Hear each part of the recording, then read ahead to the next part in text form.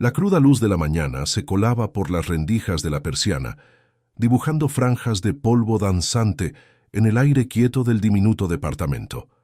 El aroma a café de olla recién hecho, dulce y especiado, luchaba por imponerse sobre el olor a concreto y a la vida apretada de Iztapalapa.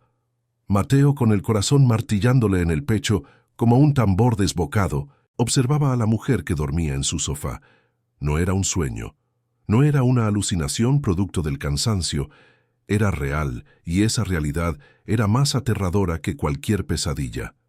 En su desgastado sofá, el único mueble decente que poseía aparte de la cama que compartía con su hija, yacía Isabela Garza, la CEO, la dueña del rascacielos donde él apenas era una sombra, con un uniforme de mantenimiento. La mujer conocida en las páginas de negocios y sociales como la Dama de Hielo, una ejecutiva cuya mirada podía congelar contratos millonarios y cuyas palabras eran ley. Y ahora estaba ahí, en su casa, con un vestido de diseñador que probablemente costaba más que su renta de un año entero, ahora arrugado y manchado.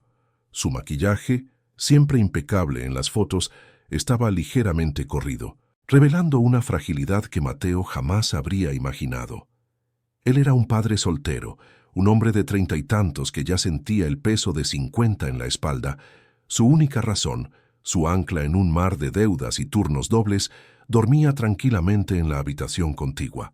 Sofía, su hija de 7 años, era la luz que le impedía hundirse. Por ella había abandonado sus sueños de ser ingeniero cuando la madre de la niña decidió que la vida familiar no era para ella.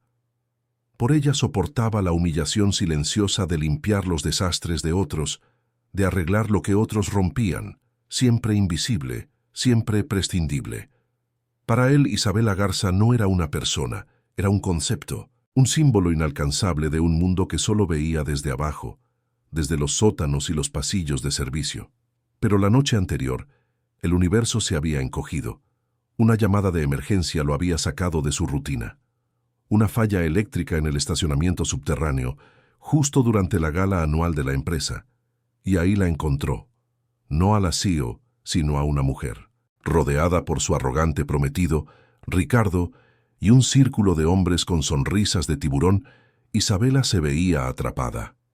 El alcohol en su aliento era evidente, pero lo que Mateo vio en sus ojos fue algo más profundo. Una desesperación silenciosa, un grito de auxilio que nadie más parecía escuchar. Él no sabe qué lo impulsó. Quizás fue el recuerdo de ver a su propia madre acorralada por su padre años atrás. Quizás fue un simple impulso de decencia en un mundo que parecía carecer de ella.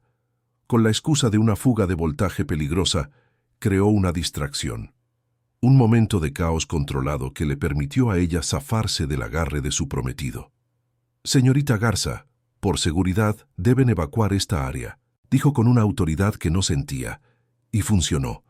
Ella lo siguió, tropezando ligeramente con sus tacones imposibles. Estaba desorientada, claramente incapaz de manejar, y se negaba rotundamente a volver a su penthouse vacío en Polanco. «A cualquier lugar, menos ahí», susurró con la voz rota. ¿Qué podía hacer? ¿Dejarla en la calle? ¿Llamar a la seguridad de la empresa y arriesgarse a un malentendido que le costaría el empleo? Vio en ella no a la jefa, sino a una persona en problemas, y tomó la decisión más estúpida y peligrosa de su vida. La subió a su viejo Tsuru, el auto que rechinaba con cada cambio de velocidad, y la llevó al único refugio que conocía, su casa. Ahora, con el sol ya más alto y los ruidos de la ciudad filtrándose por la ventana, ella comenzó a moverse. Un gemido suave, un parpadeo. Se incorporó de golpe, como si hubiera recibido una descarga eléctrica. Sus ojos, de un azul tan claro que parecían fuera de lugar en la penumbra del cuarto, recorrieron el espacio con una mezcla de confusión y pánico creciente. Vio las paredes sin pintar, la pequeña foto de Sofía en un marco barato sobre la televisión, el desgaste de los muebles. Vio un mundo que no era el suyo.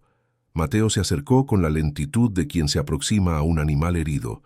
Le tendió un vaso con agua. Sus manos temblaban ligeramente. «¿Dónde?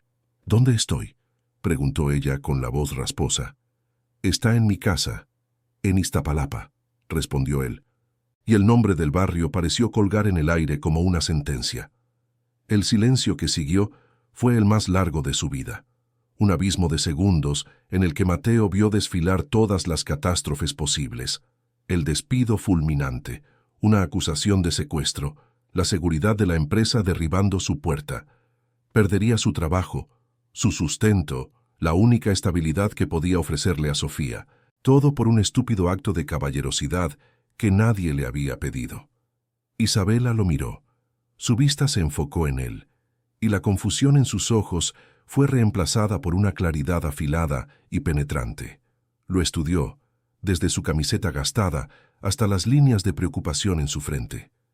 Mateo aguantó la respiración, esperando el grito, la furia, la llamada a sus abogados. Entonces, ella habló. Su voz, aunque baja, cortó el aire tenso como un cuchillo, y pronunció las dos palabras que congelaron la sangre en las venas de Mateo, las dos palabras que confirmaron su peor temor. Recuerdo todo.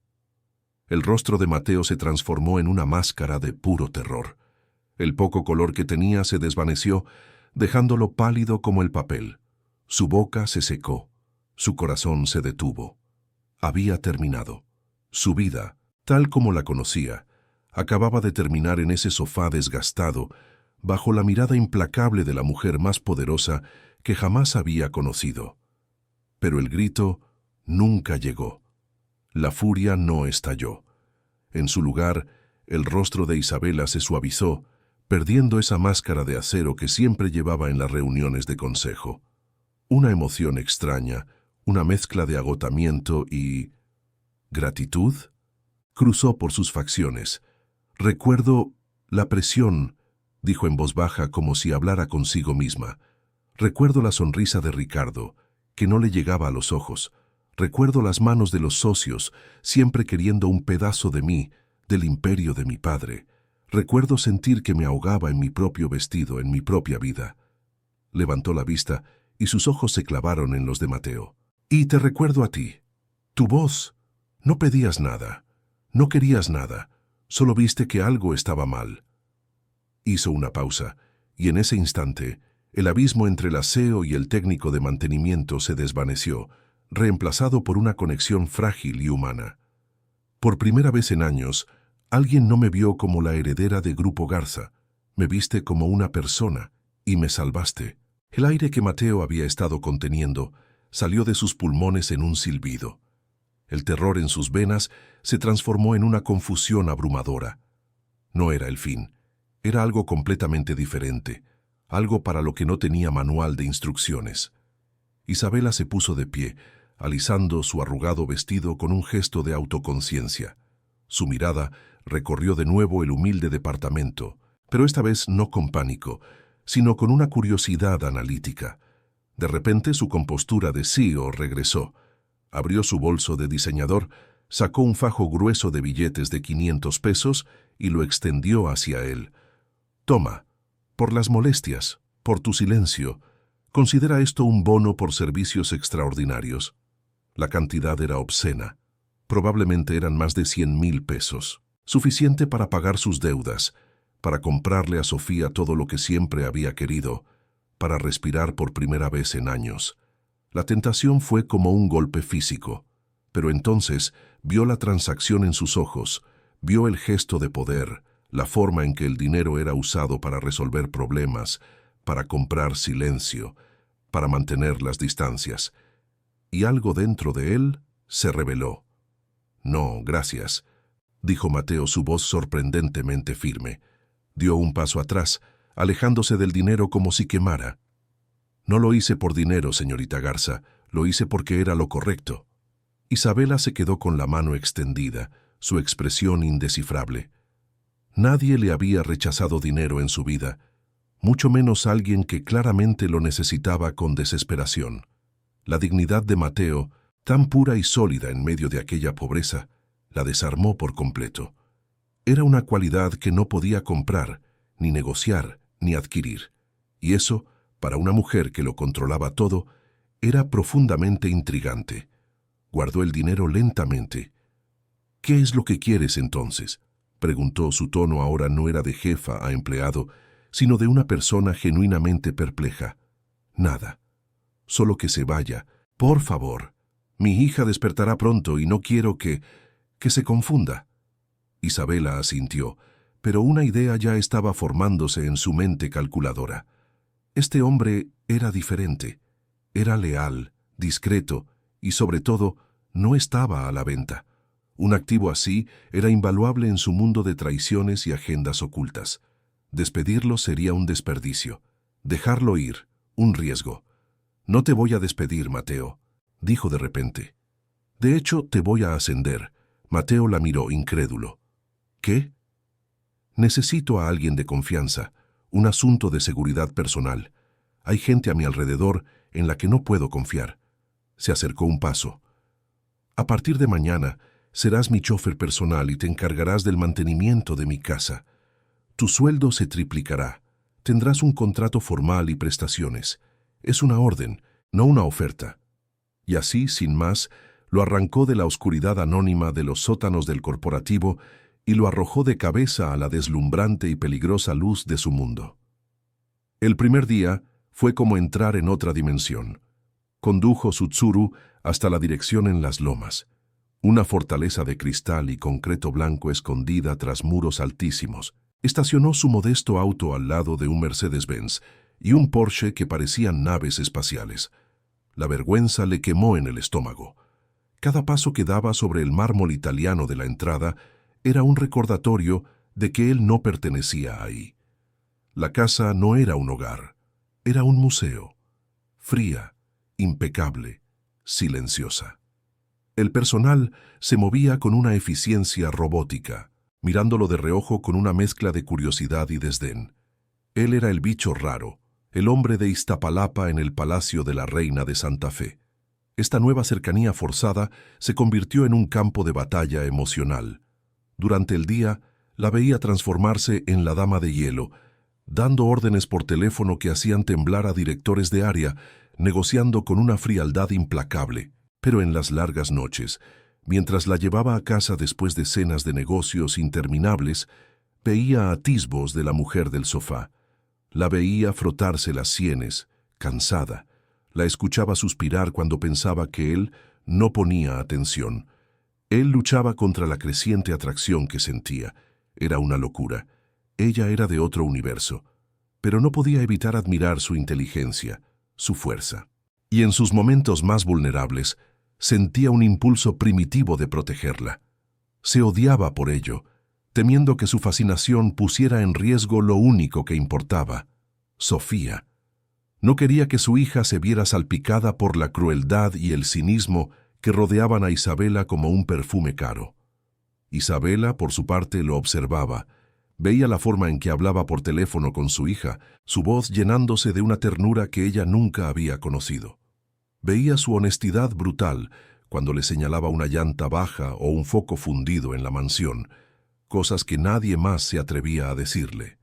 La autenticidad de Mateo era como un vaso de agua fresca en un desierto de falsedad, y se sentía peligrosamente atraída por ella. Pero el miedo la paralizaba. Años atrás, su padre había destruido su primer amor, un joven artista de Coyoacán, acusándolo falsamente de robar una de sus joyas para alejarlo de ella. El dolor de esa traición, de esa manipulación, la había convertido en la mujer que era ahora, desconfiada, blindada. El fantasma de ese pasado le susurraba que Mateo, como todos los demás, eventualmente la usaría, y esa sospecha era su única defensa contra un corazón que amenazaba con descongelarse. El vínculo entre ellos comenzó a tejerse en los silencios compartidos durante los largos trayectos de regreso a casa. Noches en las que el asfalto de la Ciudad de México se convertía en un río de luces anónimas, y el interior del lujoso sedán era el único universo que existía. En una de esas noches, después de una cena de negocios particularmente brutal, Isabela rompió el protocolo. «¿En qué piensas tanto, Mateo? A veces pasas horas sin decir una palabra». Su voz sonaba cansada, despojada de su armadura de CEO. Mateo tardó un momento en responder, sus ojos fijos en el camino. En mi hija Sofía. Mañana tiene una presentación en la escuela. Va a ser una mariposa monarca. Lleva semanas practicando cómo volar por todo el departamento. Una pequeña sonrisa se dibujó en su rostro, una que Isabela nunca había visto. Era genuina, llena de una luz que el dinero no podía comprar. Él le habló de los sueños de Sofía, de su fascinación por las estrellas, y de cómo le preguntaba si la gente rica vivía en la luna porque sus casas eran muy altas. Isabela escuchaba, y cada palabra era como una gota de agua sobre una tierra reseca. Poco a poco, ella también empezó a hablar. Le confesó la presión insoportable de su padre, un hombre que veía a su propia hija como una pieza más en su tablero de ajedrez corporativo. Le habló de la soledad glacial de su penthouse, un espacio tan grande y vacío que a veces sentía que sus propios pasos hacían eco. En esos momentos, él no era su empleado y ella no era su jefa. Eran solo dos personas, navegando en la oscuridad, compartiendo verdades que nunca le dirían a nadie más. Pero la vida tiene una forma cruel de recordarte a qué mundo perteneces. La llamada llegó en una tarde gris, mientras Mateo pulía la carrocería del Mercedes. Era la directora de la escuela de Sofía. Su voz era urgente, preocupada. Sofía se había desmayado en el patio. Tenía fiebre alta y no reaccionaba bien. El mundo de Mateo se detuvo, dejó todo y voló en su viejo Tsuru hacia la escuela, con el permiso tácito de una Isabela que vio el pánico puro en su rostro y solo atinó a decir, «Ve, ahora». Lo que siguió fue una pesadilla borrosa de clínicas de barrio, médicos con rostros sombríos y diagnósticos confusos. Finalmente, en un hospital público abarrotado, llegó la palabra que ningún padre quiere oír, una infección grave, una que requería un tratamiento especializado y costoso que el seguro popular apenas cubría. El costo del tratamiento era una cifra astronómica para él, el equivalente a varios años de su nuevo y mejorado sueldo. La desesperación se apoderó de Mateo con garras heladas. Intentó pedir préstamos, pero su historial crediticio era un desastre. Acudió a todos los que conocía, pero en su círculo nadie tenía esa clase de dinero. La salud de Sofía empeoraba con cada hora que pasaba. Fue entonces cuando recordó una tarjeta que un tipo le había dado en el taller mecánico meses atrás.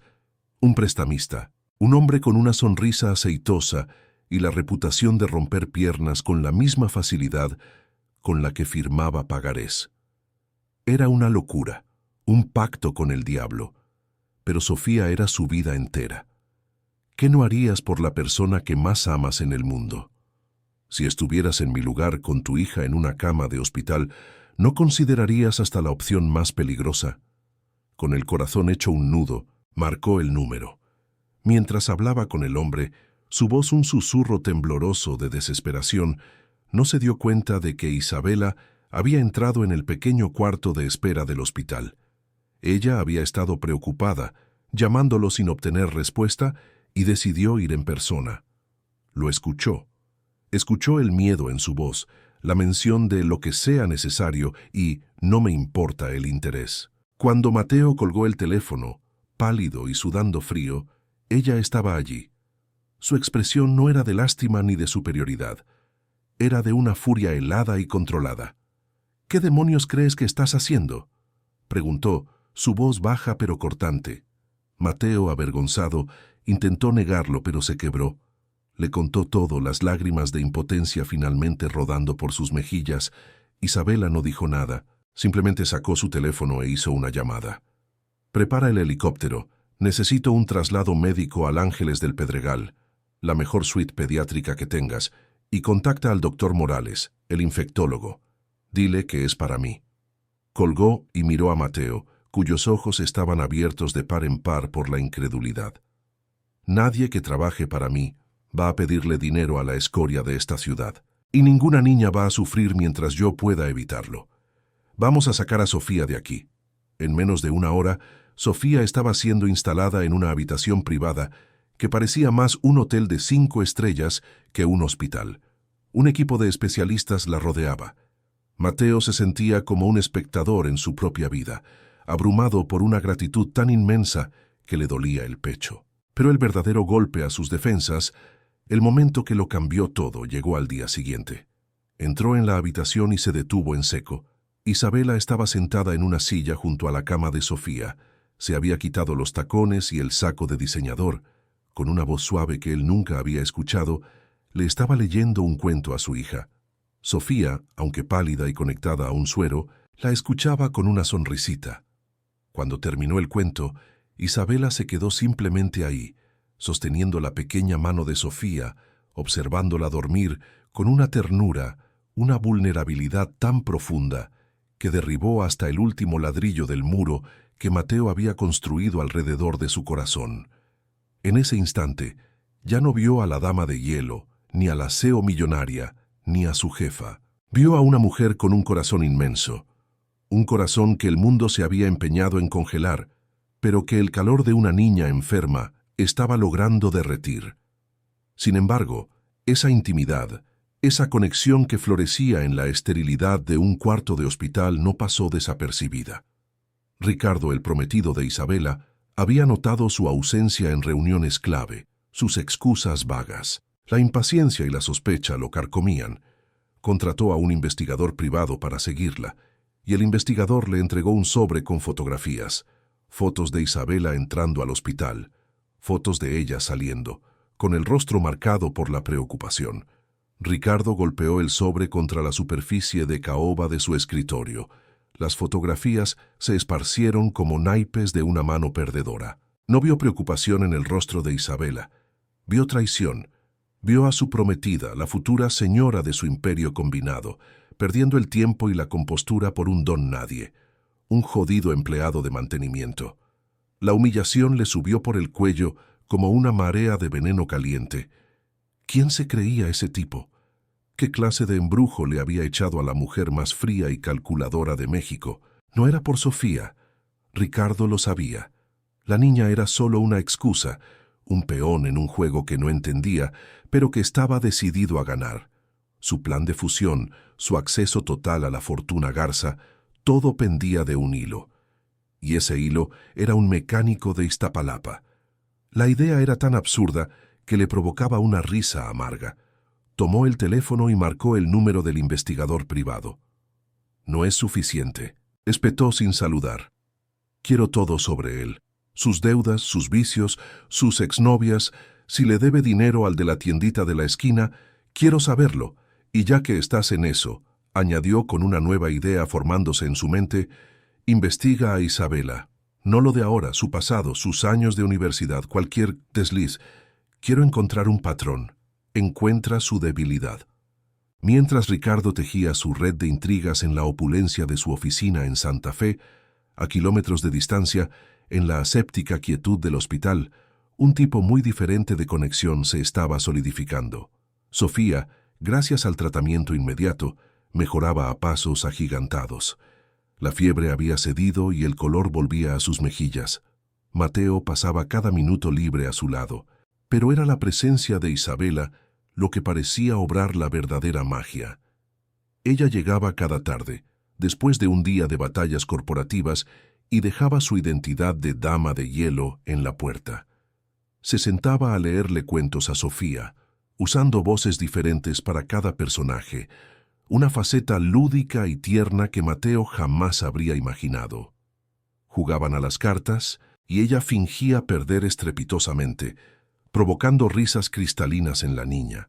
Una tarde, Mateo las observaba desde el marco de la puerta, sintiendo una punzada en el pecho que era mitad alegría, mitad dolor.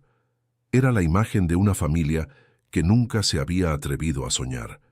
Isabela levantó la vista y sus miradas se encontraron por encima de la cabeza de la niña dormida. En sus ojos, él no vio a la jefa, sino a una mujer que había encontrado un oasis en medio de su desierto. «Gracias», susurró él, la palabra insuficiente para abarcar la inmensidad de su gratitud. «No tienes que agradecerme, Mateo», respondió ella en voz igualmente baja, levantándose y acercándose a él. «Hacía mucho tiempo que no me sentía real. En mi mundo, todo es una transacción, una estrategia, con ella», dijo mirando a Sofía. «Todo es simple, todo es verdad». Se quedaron en silencio, demasiado cerca, el aire cargado de una electricidad que ambos sentían, pero ninguno se atrevía a nombrar. Era un momento de paz frágil, la calma antes de la tormenta perfecta que Ricardo estaba a punto de desatar. Una semana después, el investigador llamó a Ricardo. No había encontrado nada sustancial sobre Mateo. Un hombre aburrido. Trabajaba, cuidaba a su hija, pagaba sus cuentas tarde. Un don nadie. Ricardo estaba a punto de explotar de frustración cuando el investigador añadió: «Pero sobre la señorita Garza, encontré algo interesante de sus años en la universidad. Un novio, un tal Javier Rojas, artista, de Coyoacán, familia humilde». Ricardo se reclinó en su silla, su interés súbitamente avivado. «¿Y qué pasó con él?» «Ahí es donde se pone bueno», dijo el investigador. La relación terminó abruptamente. Poco después, el joven fue acusado de robar una joya de la familia Garza, un collar de esmeraldas. No hubo cargos formales, pero el escándalo lo destruyó. Tuvo que irse de la ciudad. El chisme en ese entonces fue que el padre de ella, don Alejandro, le tendió una trampa para quitárselo de encima. Un silencio helado llenó la oficina. Ricardo no respiraba. En su mente, las piezas del rompecabezas encajaron con un chasquido siniestro y perfecto. No era Mateo, era el tipo de hombre que era Mateo. Humilde, honesto, peligrosamente auténtico. La debilidad de Isabela no era un vicio o un secreto oscuro, era su corazón, su estúpida inclinación por encontrar diamantes en el lodo. Y su padre ya le había mostrado cómo aplastarlos. Una sonrisa lenta y depredadora se extendió por el rostro de Ricardo. Ya no necesitaba encontrar tierra sobre Mateo. Podía fabricarla. Podía usar la misma arma que don Alejandro había usado años atrás, pero de una forma mucho más pública y devastadora. Destruiría a Mateo, sí, pero también le recordaría a Isabela, de la forma más cruel posible, que las mujeres como ella no se enamoran de hombres como él. Era una lección que su padre le había enseñado y que él se encargaría de que nunca más olvidara. El primer movimiento fue sutil. Una llamada a un contacto en un periódico de chismes sensacionalistas. No dio nombres, solo plantó una semilla. Tengo un tip. Una de las CEOs más poderosas de México. Soltera pero comprometida. Parece que tiene un pasatiempo interesante. Le gusta jugar a la salvadora con sus empleados más necesitados. Muy, muy de cerca. El segundo movimiento fue más directo y letal. Llamó al jefe de seguridad de Grupo Garza, un hombre cuya lealtad estaba atada a su generoso bono anual. «Necesito que le asignes a Mateo un proyecto especial», dijo Ricardo, su voz suave como el acero. «Algo relacionado con la actualización de los servidores de datos confidenciales. Dale acceso, asegúrate de que quede un registro muy claro de todo lo que hace, y luego déjame el resto a mí». Mientras tanto, ajenos a la conspiración que se cernía sobre ellos, Mateo e Isabela vivían en una burbuja de esperanza. Sofía fue dada de alta. Al llegar al pequeño departamento en Iztapalapa, Mateo se sintió avergonzado de nuevo, pero Isabela entró con una naturalidad que lo desarmó. Traía un oso de peluche casi tan grande como la propia Sofía. Esa noche, después de acostar a la niña, se quedaron hablando en el pequeño comedor. Hablaron de sus sueños rotos, de las vidas que habían imaginado y las que les había tocado vivir. Por primera vez, Mateo vio el peso del imperio sobre los hombros de Isabela, la jaula de oro que la aprisionaba, y en esa frágil tregua, en la quietud de un comedor humilde en Iztapalapa, ambos se permitieron creer, aunque fuera por unas horas, que sus mundos podían coexistir. Pero el universo de los ricos y poderosos tiene sus propias leyes de la física, y una de ellas es que no tolera anomalías.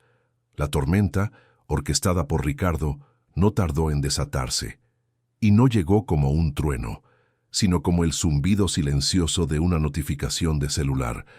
Fue a la mañana siguiente.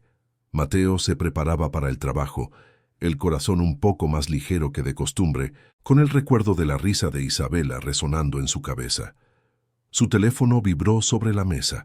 Era un mensaje de un antiguo compañero de mantenimiento. «Oye, ¿este eres tú?» Adjunto venía un enlace a un portal de noticias de espectáculos, uno de esos con titulares amarillistas y fotos robadas. El título le heló la sangre.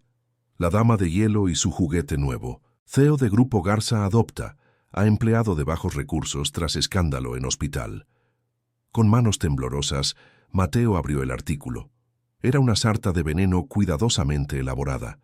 Había fotos de paparazzi de Isabela entrando y saliendo del hospital, con el rostro desencajado por la preocupación.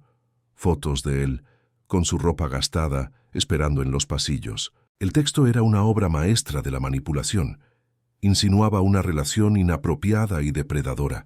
Pintaba a Isabela como una millonaria aburrida que usaba su poder para aprovecharse de un empleado necesitado, y a él como un oportunista sin escrúpulos que había usado la enfermedad de su propia hija para seducir a su jefa y conseguir dinero y un ascenso. Cada palabra era una torsión de la verdad, una daga envenenada que convertía la compasión en un capricho perverso y la gratitud en una vil estrategia. Se le revolvió el estómago. La vergüenza y la rabia lo ahogaron. Al mismo tiempo, en la sala de juntas del piso 50 de la Torre Garza, Isabela estaba a punto de cerrar un trato multimillonario. Su teléfono, en modo de silencio, se iluminó con una avalancha de mensajes. Su asistente entró de repente, pálida como un fantasma, y le deslizó una tablet sobre la mesa. Isabela leyó el mismo titular. El mundo se detuvo. Los rostros de los inversionistas se desenfocaron. El aire se volvió denso, pesado. Sintió las miradas de todos sobre ella, la curiosidad morbosa, el juicio silencioso. La dama de hielo, expuesta, humillada, reducida a un chisme de tabloide. Pero eso era solo el principio. Era la cortina de humo para el golpe de gracia. Ricardo había calculado cada paso. Mientras el escándalo mediático hervía en las redes sociales, sembrando la duda y manchando reputaciones, la segunda parte de su plan se activaba. Mateo, aturdido y nauseabundo, llegó a la mansión. El jefe de seguridad, un hombre que normalmente apenas lo saludaba, lo interceptó en la entrada. «García, te necesitamos en el corporativo. Hay una falla en el servidor de archivos confidenciales. El señor Ricardo solicitó específicamente que tú te encargaras. Dijo que eres el único discreto y de confianza». Era una trampa tan obvia que a Mateo le gritaba en la cara. ¿Pero qué podía hacer? Negarse sería admitir culpabilidad. Fue, sintiéndose como un cordero camino al matadero. Lo escoltaron a la sala de servidores, un cuarto frío y zumbante, el corazón tecnológico de Grupo Garza. Le dieron acceso total, mientras trabajaba, siguiendo los protocolos, intentando concentrarse a pesar del pánico que le atenazaba la garganta. La puerta se abrió de golpe. 2 guardias de seguridad entraron, seguidos de Ricardo y el jefe de recursos humanos. Ricardo tenía una sonrisa torcida, la sonrisa de un depredador que ha acorralado a su presa. «Mateo García», dijo el de recursos humanos con una voz solemne y falsa. «Estamos realizando una auditoría de seguridad. Hemos detectado una transferencia no autorizada de datos clasificados desde esta terminal a una dirección IP externa. Una dirección que, curiosamente, se rastreó hasta un cibercafé en Iztapalapa». Mateo se quedó sin aire. «Eso es imposible. Yo no he hecho nada». «Los registros no mienten», intervino Ricardo, su voz destilando un falso pesar. «Isabela confió en ti, Mateo. Te metió en su casa, te dio una oportunidad.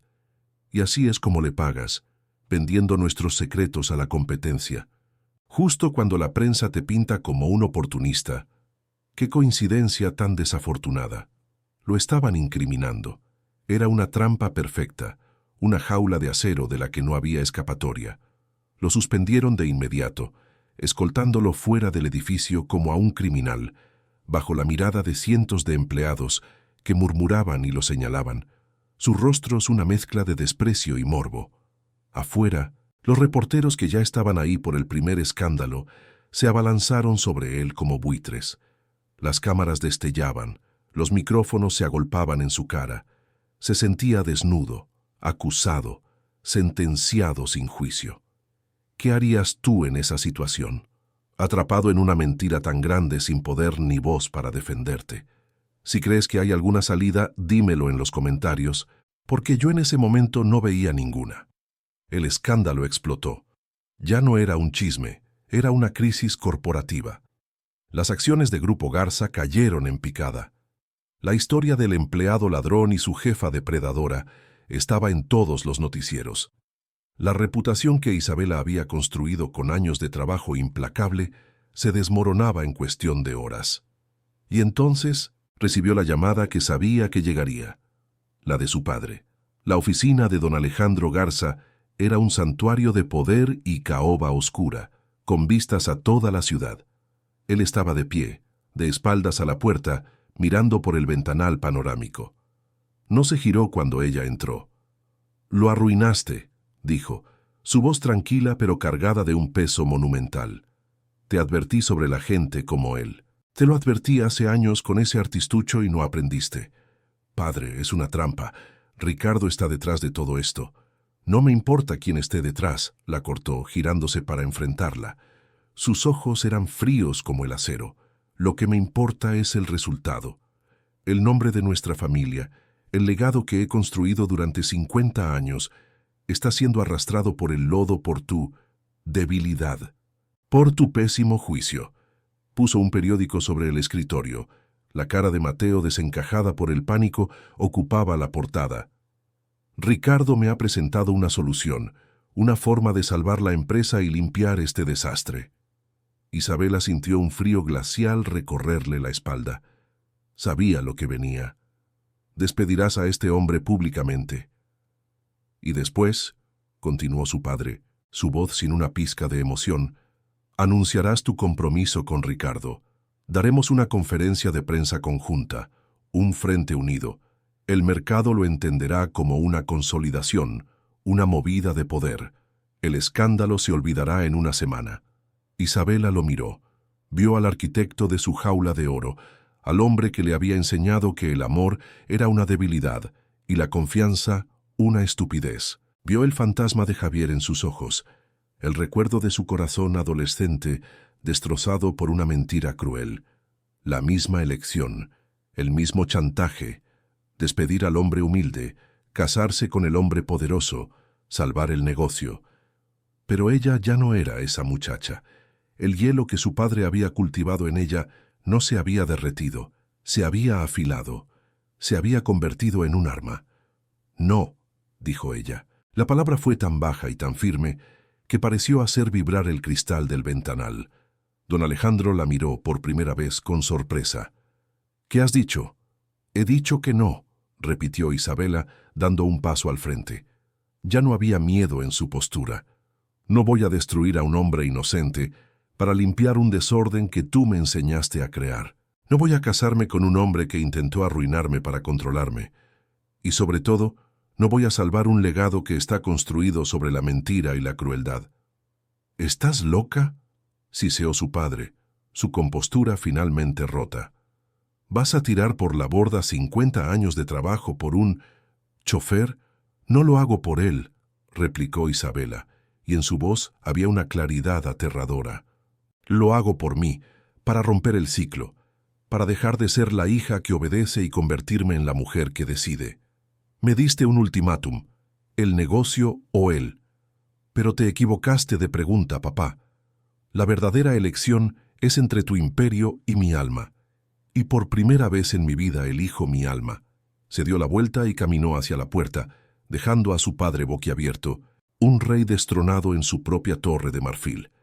Al día siguiente, Grupo Garza convocó a una rueda de prensa de emergencia. La sala estaba abarrotada de periodistas, camarógrafos y analistas financieros, todos esperando la cabeza de Mateo García en una bandeja de plata y el anuncio del matrimonio que salvaría las acciones. Ricardo estaba en primera fila, con una sonrisa de suficiencia apenas disimulada. Su padre la observaba desde una pantalla en su oficina, esperando la capitulación. Isabela subió al podio. Estaba sola, impecablemente vestida, su rostro una máscara de serenidad. El silencio en la sala era absoluto. «Buenos días», comenzó, su voz resonando con una autoridad que no provenía de su título, sino de su convicción. Los he convocado hoy para aclarar la situación que ha afectado a esta empresa, pero no voy a hablar de cifras ni de estrategias de mercado. Hoy voy a hablar de la verdad. Hizo una pausa, sus ojos recorriendo la multitud hasta detenerse en Ricardo. La verdad es que Mateo García es un hombre íntegro, un padre devoto y un empleado leal que ha sido víctima de una conspiración despreciable. Un murmullo recorrió la sala. La verdad es que la supuesta transferencia de datos fue una trampa, orquestada por alguien que buscaba desacreditarlo para sus propios fines. Proyectó en la pantalla gigante detrás de ella correos electrónicos y registros de llamadas entre Ricardo y el jefe de seguridad, obtenidos por un equipo de forenses digitales que había contratado esa misma noche. La sonrisa de Ricardo se congeló en su rostro. «Y la verdad», continuó Isabela, su voz ahora cargada de una emoción controlada, «es que esta no es la primera vez que en mi familia se utiliza una mentira para destruir a un buen hombre por no ser adecuado». Miró directamente a la cámara principal, como si le hablara a su padre. «Hace años mi padre, Alejandro Garza, acusó falsamente de robo a un joven artista para alejarlo de mí. Destruyó su vida y su reputación porque su único crimen era no tener el apellido correcto ni la cuenta bancaria adecuada. Hoy, mi prometido, Ricardo de la Vega, intentó hacer exactamente lo mismo. Parece que es una táctica familiar». El escándalo en la sala explotó. Los flashes de las cámaras eran como relámpagos en una tormenta. Ricardo, pálido como un muerto, intentó levantarse y salir, pero fue rodeado por la prensa.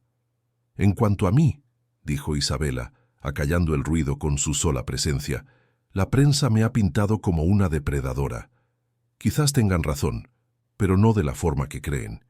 He sido una depredadora de mi propia humanidad, sacrificando la decencia por los beneficios, la verdad por la imagen. Eso se acaba hoy». Respiró hondo. «Anuncio que, con efecto inmediato, me tomo una licencia indefinida como CEO de Grupo Garza. La empresa necesita una reestructuración, no de sus finanzas, sino de su ética, desde los cimientos, y eso no puede hacerlo alguien que fue parte del problema. Antes de irme, sin embargo, me aseguraré de que el nombre de Mateo García quede completamente limpio y de que reciba una compensación por los daños a su reputación. Mi primera y última acción como líder de esta empresa será hacer lo correcto». Bajó del podio y caminó entre la multitud caótica, sin mirar a nadie. Una mujer que acababa de quemar su propio imperio para poder salvar su alma. Horas más tarde, la noche había caído sobre Iztapalapa. Las luces de la ciudad lejana parecían estrellas caídas. Mateo estaba en su departamento, viendo las noticias en la pequeña televisión, sintiéndose como si hubiera despertado de una pesadilla. Su nombre estaba limpio. Ricardo estaba acabado. Isabela se había ido. Entonces llamaron a la puerta, no con la fuerza de la seguridad, sino con un toque suave, casi tímido. Abrió y allí estaba ella, sin su traje de poder, sin su séquito, vestida con unos sencillos jeans y una blusa, con el cabello suelto y sin una gota de maquillaje. Parecía más joven, más real que nunca. Se quedaron mirándose en el umbral, en el mismo lugar donde todo había comenzado. El abismo entre sus mundos ya no existía. Había sido dinamitado en una rueda de prensa. «Hola», dijo ella con una pequeña sonrisa. «Hola», respondió él con el corazón latiéndole con fuerza. Desde la habitación, una vocecita gritó: «¿Es Isa?». Sofía, completamente recuperada, apareció corriendo y la abrazó por las piernas. Isabela se arrodilló y la abrazó con fuerza, cerrando los ojos como si estuviera absorbiendo la pureza de ese gesto. Cuando se levantó, su mirada se encontró con la de Mateo. «Ya no soy tu jefa», dijo en voz baja. «Lo sé», respondió él, «y tú ya no eres mi empleado». «También lo sé». Un silencio cómodo se instaló entre ellos. «Entonces», comenzó él, «¿qué sigue ahora?». Isabela miró a su alrededor, al pequeño y humilde departamento que se había convertido en el lugar donde había encontrado su verdad. Miró a la niña que le había enseñado a sentir de nuevo, y lo miró a él, al hombre que, con su simple dignidad, le había mostrado que el verdadero valor no está en lo que tienes, sino en lo que eres. No lo sé, admitió ella, y por primera vez la incertidumbre no le dio miedo. Se sentía como libertad. Pero por primera vez en mucho tiempo quiero averiguarlo, juntos. Y en esa promesa, no de riqueza ni de poder, sino de un futuro incierto, pero compartido, encontraron algo mucho más valioso que cualquier imperio: un hogar. ¿Crees que Isabela tomó la decisión correcta al sacrificarlo todo por la verdad? A veces, las decisiones más difíciles son las que realmente nos definen. Si esta historia te ha hecho pensar, déjame tu opinión en los comentarios. Y si quieres escuchar más relatos sobre cómo el destino puede unir los mundos más inesperados, no olvides suscribirte al canal. Hay muchas más verdades por descubrir.